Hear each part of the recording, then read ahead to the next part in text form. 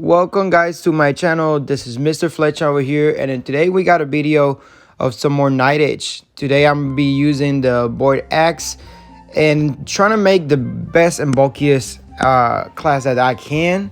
There's different variants. I'm gonna just present to you guys two different ones just in case you guys don't have some legendary runes. You guys can always trade those. I did find out for me this combination of runes to be one of the best ones when it comes to trying to build up bulkiness and at the same time being able to deal damage. So I know the swords has the most armor when it comes to base defense, but I do know that when it comes to the swords, they lack a little bit when it comes to the damage output. So instead of me just doing the most bulkiest class you can do, which in this case will be with the swords, I went ahead and used the Void Axe since we have some new different changes coming into it. So I know that one of the good thing about this this class now, if you guys notice, Executioner, even if you do end up dying, it does not reset. So that's really nice when it comes to the Void Axe. This combination, as you guys see over here, it does involve magic potion and at the same time strength tonic. Why not? You also have, you know, being able to recharge, so it is going to help you out throughout the match to deal more damage. Armor Claw is just going to be helping you deal pretty much more power, as in this case more damage depending or based on your defense. That's why I am adding charge armor is one of the runes, legendary runes of course, that also add up some more armor to it. In this case, like you guys saw just now, I just died in an Executioner and still on level 10, so it did not reset when I pretty much died, which is pretty good. Executioner, my guys, is the new exploit weakness.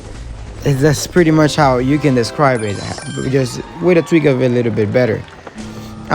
One of my best tips, if you guys notice, I'm not actually running away that often from the bots. One thing that I always keep in mind, noting every single time the bar from wherever your opponents are and then wherever you are is going to help you out deciding if you need to invade or not. In this case, I know my guys can help me out dealing some more damage, and I am getting blasted right now. Pretty much it was like 40-0 when we started.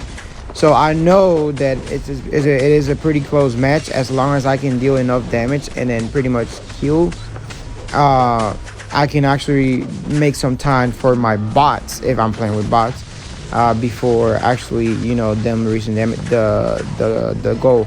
I know that they're two void bows, so I know that they are going to be able to do more output of damage than I am. So I'm actually just heading in there, hoping that my opponents stay more time respawning and then getting killed. Once I come back, I usually just try to do Void Wake, and then my ability to, in order to deal a little bit more damage, and as soon as I see the portal coming back open, my ability gets recharged, so I can just transport over there and then do my ability once more again. This is one of the first ones that like I said, this is dealing decent amount of damage, and it's not pretty much stacking as much as a bulky. Please guys, if you guys are seeing this, fix that. Click that watch ad, and it just said that they got no ad loaded, so I guess I didn't get no victory prize. This is the second loadout, guys. Is pretty much I just tweaked a little bit stuff like magic potion if you don't have it, and the strength tonic you can take it off, of course, because you don't have magic potion. You can run with this, running with aspect of the wall, just because I cost wounds, and there's actually perks that you can deal more damage to wounded enemies. So that's why I chose to use the aspect of the wolf. Now you can replace that one, of course, with either, I wouldn't suggest exploit weakness, because if you're trying to be bulky and then most likely you are going to die, I would suggest to go flurry if you're looking for the critical hits, or death door, and maybe just for the raw damage. Armor Claw, same thing. It's just based on your armor, you're also going to deal more damage. This time I'm using Renewing Hide. Renewing Hide is pretty much exploit weakness, but in this case is every time you do use your ability, you get additional armor. Now the more armor you keep stacking up, pretty much armor claw is gonna keep also adding more damage to it. As you guys can see, there's nothing that can tank 3 wolves at the same time, so I still got blasted. I tried, but I mean, yeah, you get to a point here. I'm not running with magic potion, so it's not like I can run crazy, pop a potion, and then just tank. So that's just pretty much what I look into. Same thing. I'm adding mirroring in here just because I also wanted to add an extra, the extra armor. The mirroring really helped me out. Really nice, just in case of adding more damage and also reflecting some of that damage back. Because you're not running with magic potion or with strength tonic, you gotta be careful how you tank and how you use your potion. So be on the lookout for that. You can always change. Let's say for instance you don't have no legendary runes, like I mentioned before, Dead Door or flurries. I think that they make really good replacement for the aspect of the wolf. You still got the suggestion as far as perks to choose out, like to wound your enemies with your attacks and then to deal more damage to the mark or to the wounded enemy. So you can always have those suggestions. And as far as defense, you can change a charge armor and then you can throw in their power draining, just because it's gonna add you more damage and then at the same time it's gonna add you some lifesteal. So it is gonna help you recharge your health pretty much faster than just using potions. In this case, like, you don't have the potions, that is that by far the best that you can go for. Every single now and then, like I say, guys, be aware of those percentage. If your enemy team is running with a void bow, they can most likely output your damage real quick.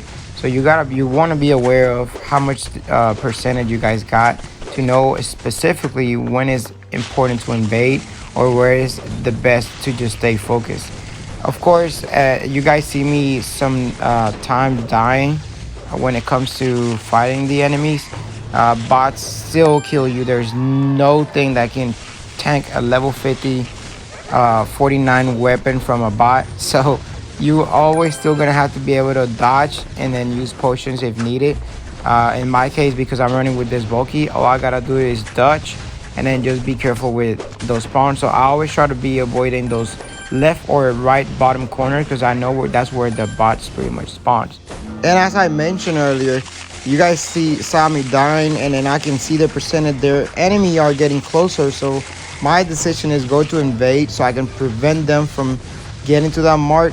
And as you guys can see, only the void player is pretty much the one dealing damage, so the bots are most likely distracted with the other pretty much regular enemies.